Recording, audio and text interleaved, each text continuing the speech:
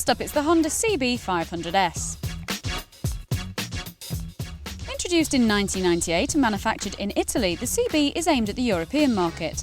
The CB500S has the same responsive 4-stroke twin-cylinder 8-valve water-cooled engine as the naked 500. With 58 brake horsepower and a claimed weight of 177 kilos, it has one of the best power-to-weight ratios in its class. If you want a day-to-day reliable runabout, then the CB500 is a good choice. Although it's aimed at commuters, it's certainly capable of longer trips as well. The S version means a top fairing, which gives adequate wind protection.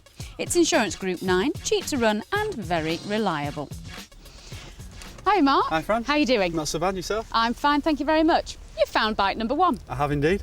And what do you think to it? I think it looks a little dull and a little bit small at the minute. Yes, it's your average commuter bike, but we know you do a lot of miles because you live in Wales, don't you, but travel all over the place. That is right, yeah. Right, so we thought we'd throw in a commuter because of that reason really. But it does look a bit average, doesn't it? It's not going to inspire me to want to go out at weekend. No, it's not really going to get the juices flowing. And also as well, I must say, this one is probably not the best example either. Right. It's not been particularly well cared for, I don't think.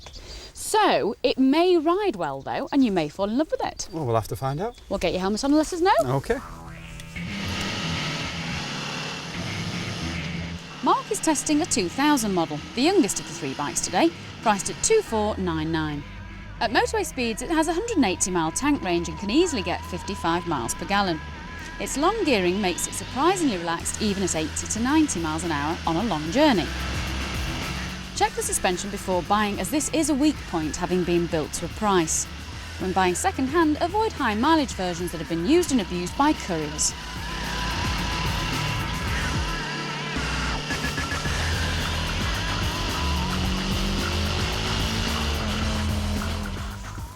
So Mark, the CB500, what did you think? It didn't really surprise me, Fran. Oh dear, tell me why. Well, we'll start with the fairing at the front here. Yeah. I found it too low for me. Instead of deflecting the wind over me, it was straight into me. Right, because you're tall, aren't you? And it is a low bike. Yeah, but saying that, I was not cramped on the bike. Right, good. There was no cramp in there at all, and I thought that the layout of everything was in easy reach and where it should be. Yeah. The clocks were very clear, which means I could see everything quite nicely. See behind you nicely with the mirrors? The mirrors were fantastic. Marvellous. They were good mirrors. Yeah. I can see why people ride them. Yeah. But this particular one seemed to sound like a tractor. Right, it was you. I thought it was the planes. No, it was me on this, I think. You were blending in nicely. Yeah. And when you wound it up, it took a long time to do anything.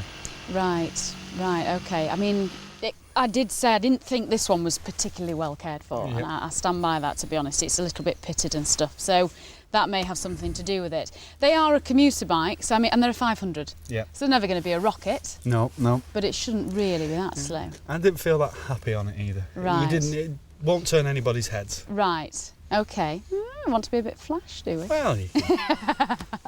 So, plenty of room for the missus on the back there. Certainly, yeah. I think she'd like that seat. Plenty of padding there. Yes. And handling. It handled very nice. You know, it was quite happy and comfortable in all the corners. Yeah. I wasn't too keen on the brakes on this.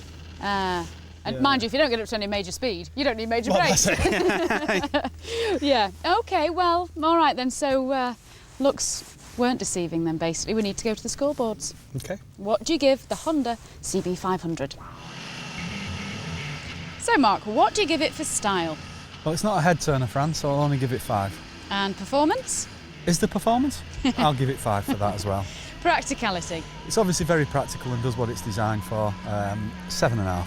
Oh, right, okay. Reliability? Well, it's a Honda, what more can you say? So it's got to have at least an 8. I agree there. And value for money?